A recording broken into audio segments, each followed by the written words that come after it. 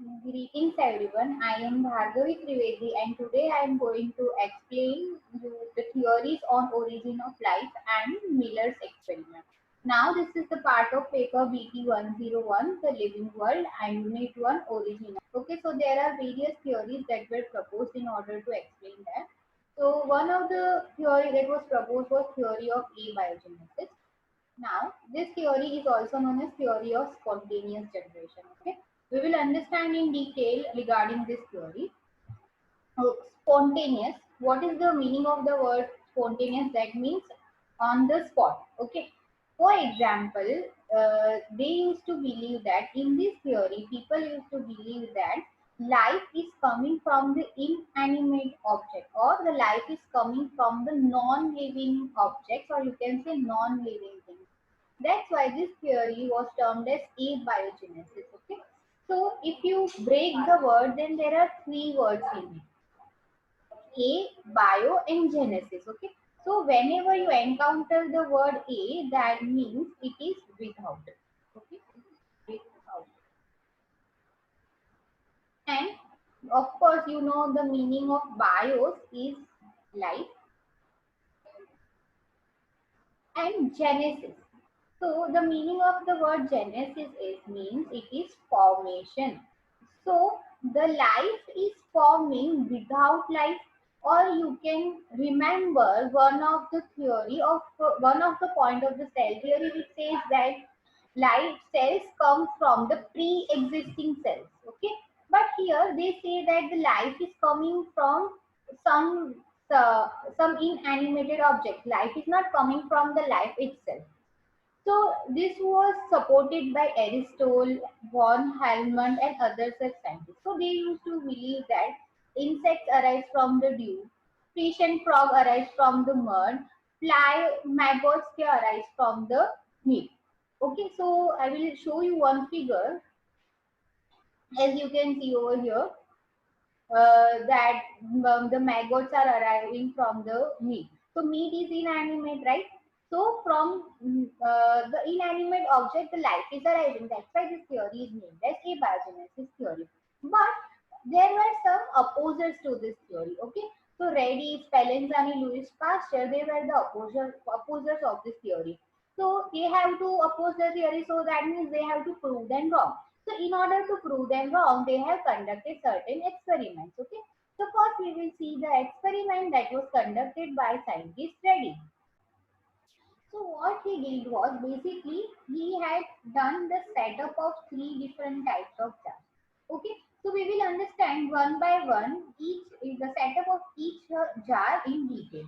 Okay. So as you can see in the figure, in the first jar, it is not covered with any lid. Okay.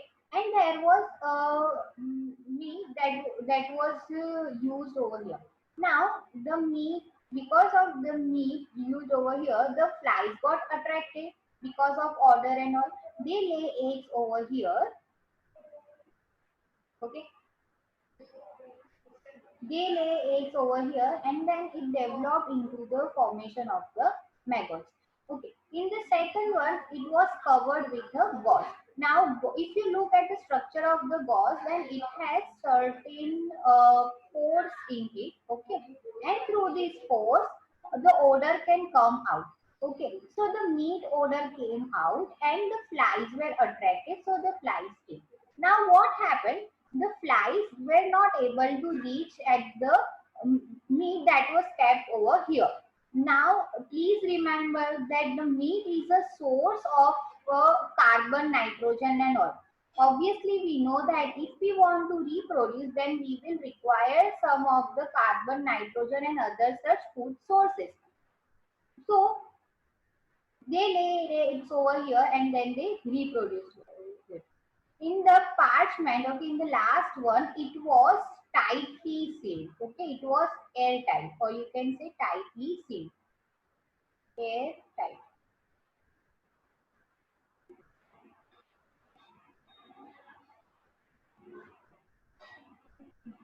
It was airtight. So not no odor can escape from the jar.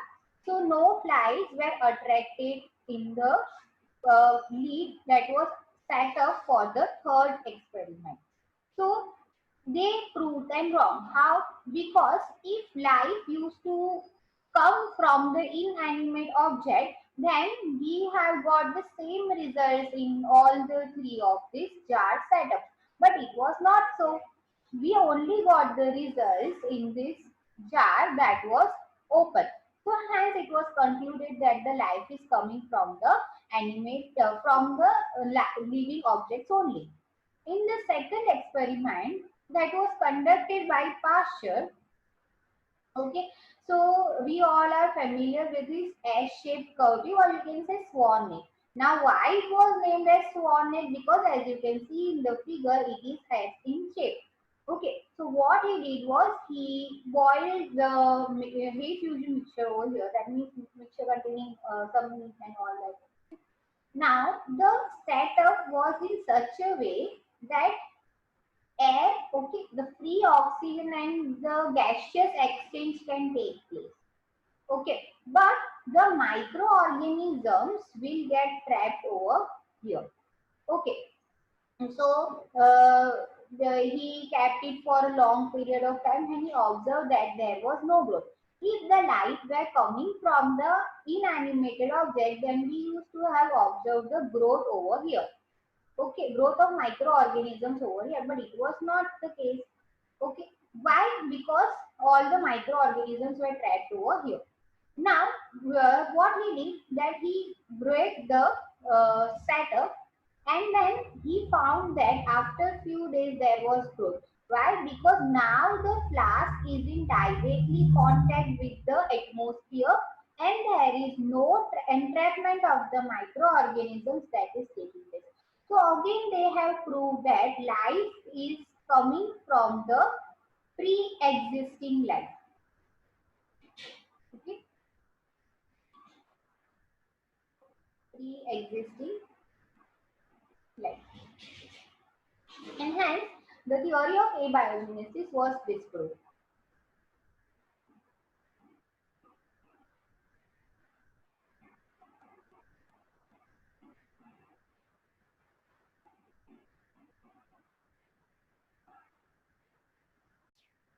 Now the another theory is the theory of special creation. See, the word here special means something has superpower or you can say supernatural power has created the whole entire earth and the life was created by them only. So according to us, it was created by God. So so there were different followers in on the earth, Hinduism, Christianism, and all. So according to each religion, they say that the life was created by the God. So according to Hinduism, Lord Brahma created life. Now according to Christianism, it was believed that life was created in 6 days. Okay. So according to them, on first day, some fauna and flora were created. On third day, plants were created, and then all the stories of Adam and Eve, all that things. Now, this theory is solely based on the faith. Okay, we people used to believe this. There is no scientific evidence for this. So this theory is not accepted by the scientists because we do not have any time travel machine and we can go back and we can see, oh yes, the God has created the earth. So, if they, according to them, if the God has created the earth or the superpowers has created the earth, then all the lives were created in the present form. Okay, we appear like the way we appear billions of years back. That means no evolution is taking place, but scientists study that we have continuously evolved from the apes. Okay, so this theory is wrong. Now, according to this theory, all living organisms were created on this. That means no difference in their appearance because we studied that first amphibians came and then they became terrestrial and all. So there is no appearance at all. Is it so? Then the, according to this theory, the bodies and the organs are fully adapted to meet the requirement to run the life. That means no adaptation at all. Okay, so for people living in the polar countries are already adapted to the polar countries. The animals that were living in the normal place were already adapted to it. So I think there was no adaptation. So these were the certain assumptions which was based on the faith only, and it were totally rejected by the scientists. Okay, there is no such point of proving this point. Okay. The next theory is theory of cosmos. Cosmos means the universe. Nowadays you hear this word more commonly. So this theory is also known as theory of panspermia, or you can say spore theory, or theory of extraterrestrial origin. Okay. The meaning of panspermia is sea. Okay. And theory of extraterrestrial. Now if you break the word, then there are two words that are hidden in it. Okay, there are two words that are hidden in it. Extra means something outside. Okay, outside. Terrestrial, that means something that doesn't belong to this earth. So some aliens might have come, and then because of them the life was originated. Okay. Spore theory, you know why? Because you say seed or you say spore, they have or aliens or some meteors or something else that has brought the spores in which the life was already stored. That's why this theory is also known as spore theory or theory of panspermia. Now, this theory was put forward by scientist Richard, and it was supported by Arrhenius and Helmont. Okay, now according to this theory, let's say there is, I will show you in your diagram so it will be more clear.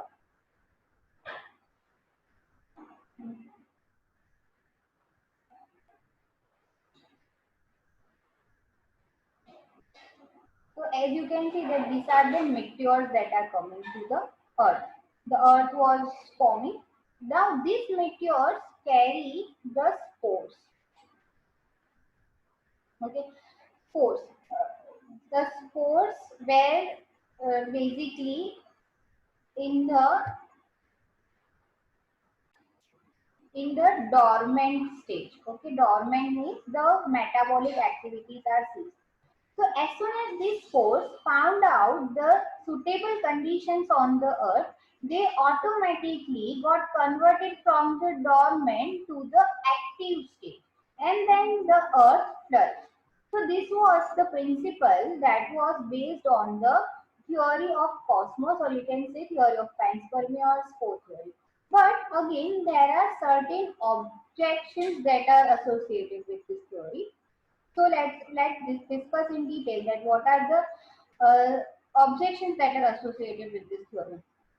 Now, we do not know any mechanism through which the spores were transferred to the earth. Okay, it was the long journey. It was journey that is associated because we have the distance of many light years. So we are not sure that how the spores survive for such a long time. The next point his theory is the absence of life forms on any planet except Earth. We right now still believe that there is life existing only on the planet Earth. We have no details regarding the life that is existing on the other planets or in the other universe or in the other multiverse. So there is no scientific experiment that were given to support this theory. So this theory is also rejected and is not accepted by some scientists. Now let's come to the theory that is mainly accepted by the scientists, okay, which is the theory of biochemical evolution. If you break the word, then that means bios and chemical. That means life was originated from chemicals. That means small atoms, molecules were first formed. Okay, so atoms and molecules, can I say that they are simple? And from these simple forms, it was converted into the complex form. And then we had the most complex form.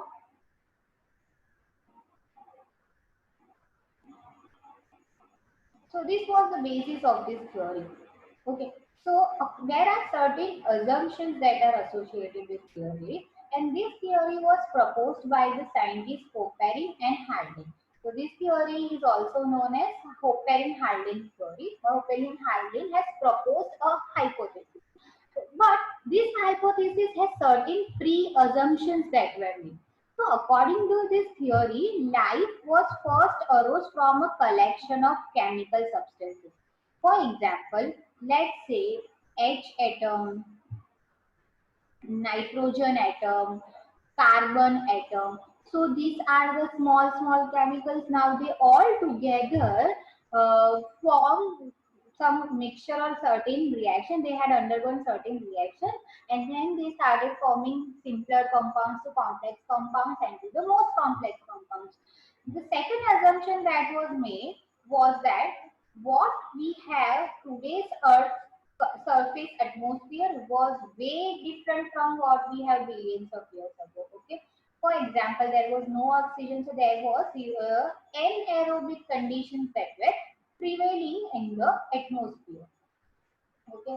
Then the solar radiations and lightning, they were continuously hitting. Why? Because there was no formation of the ozone layers. Okay. Now, you might think about one point, that how the chemical reactions are taking place. You know that in order to have the chemical reaction, we need some collisions over there. As we have learned in the collision theory. So they need to have certain rate of chemical reaction. So that energy, or you can say the word activation energy, that means the energy which is required by the molecule to undergo chemical reaction, that activation energy was given by the lightning and the solar radiation. Okay, so they can collide and they can form a whole new substance. For example, carbon and hydrogen, let's say three molecules of hydrogen, they might have collided somehow, and then it resulted into the formation of the methane gas. Okay. Uh, and the next was the organic compound gradually accumulated in ocean, and hot primordial soup, or they used to call it as hot primordial soup or dinosaur. So as you know that, let's say this is a bowl in which your soup has been filled, and imagine some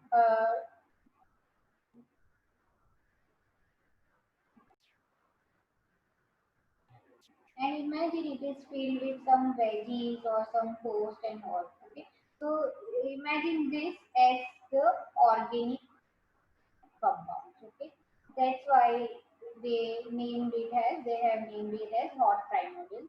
So it is a hot diluted soup. So according to this theory, there were first three atoms, as you know, hydrogen, carbon, nitrogen, and all. They resulted into the inorganic molecules. So how you know now why the molecules reacted? Because of the continuous thundering and all, they provided them the energy. Then it resulted into the simple organic molecules, this CH4 and all. Then simple organic molecules means simple sugars, amino acid, purines. Remember, these all are the biomolecules. That means they are the basic building blocks of our body. If they are not formed, then the complex life cannot evolve. Now, it resulted into the complex organic molecules, like say two sugars or two more than sugars, that resulted into the polysaccharides.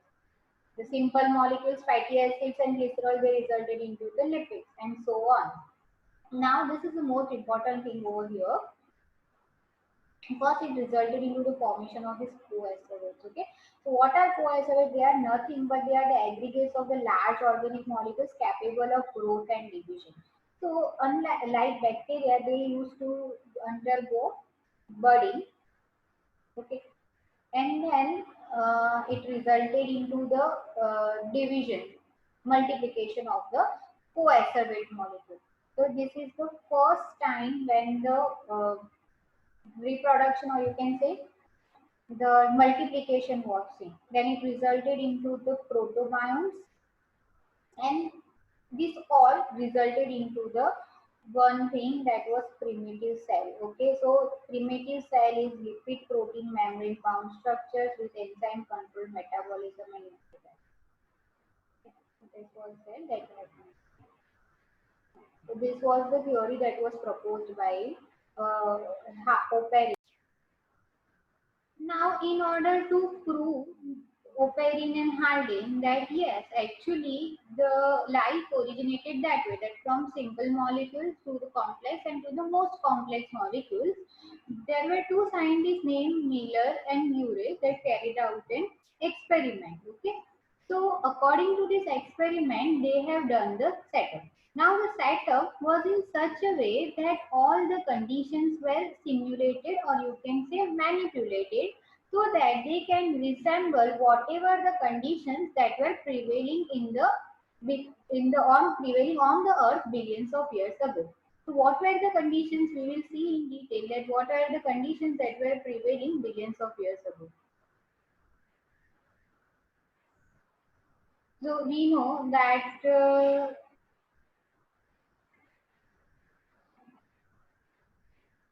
water was in the form of water vapor. Okay, so they have provided the heat. So that this was the first criteria that was done. There was no oxygen present in the atmosphere of the earth.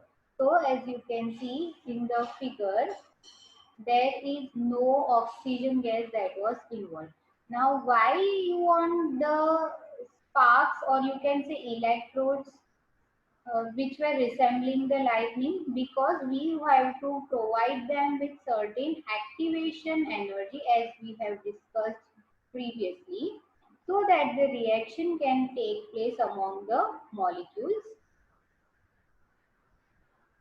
That's why we have providing them the electrodes. Now, these electrodes were made up of the tungsten molecules. Okay. So we have taken the gas that were mainly present in the primitive atmosphere, hydrogen, carbon dioxide and all, and then we allowed them to react for at least a week. After 1 week, we allowed them to cool down. Now, why we have allowed them to cool down? Because after certain years, the atmosphere of the earth was cooled down. That's why we allowed them to cool down, and it was collected to analyze that what was present in the cooled mixture. Okay, so when they analyzed this mixture, they found out that it was made up of basic amino acids such as glycine, alanine, alpha butyric acid, aspartic acid, and all. And they were the intermediate products of the reactions of the aldehydes and HCN. Okay, now just focus on the structure of this glycine, or you can say any amino acid. So it is basically made up of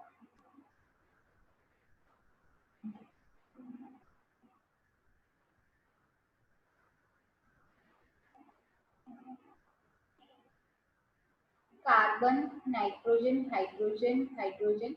So these all are the basic molecules that come from here, and from basic it becomes the complex, and then they have further become more complex. Okay, so I hope it is clear. But however, there are certain drawbacks of this experiments. Okay, so what are the drawbacks of this experiment? The first drawback was that oxygen that was found after billions of years ago, that was the oxidizing agent, and it would inhibit the chemical evolution. But we still believe in the chemical evolution, so there are some controversies that say that if oxygen was present, then why it didn't oxidize everything? Okay, the next assumption was that by examining the rocks, we done carbon dating and all, that geologists determined that the earth has an oxygenic atmosphere. Experiment, whatever the amino acids were produced, they were right-handed and the left-handed. But in nature, left-handed were the predominant. So how the nature has only produced the left-handed one, that is the main basic question we have to figure it out till today. because if both the mixtures are produced, then it is considered as the racemic mixture. Okay, but it is not so with the nature. And the earth was not rich in methane and ammonia, so but still they were the special ingredients in the Miller's experiment, as you can see in the figure.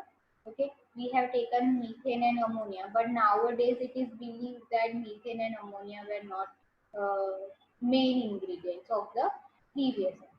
Okay, so this was all regarding the theories of life and Miller's experiment.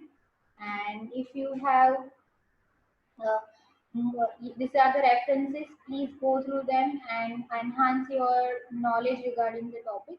And if you have more uh, questions, then please email me your questions on my mail ID bhargavitrivedi.lgies.lh. Thank you. Thanks for watching.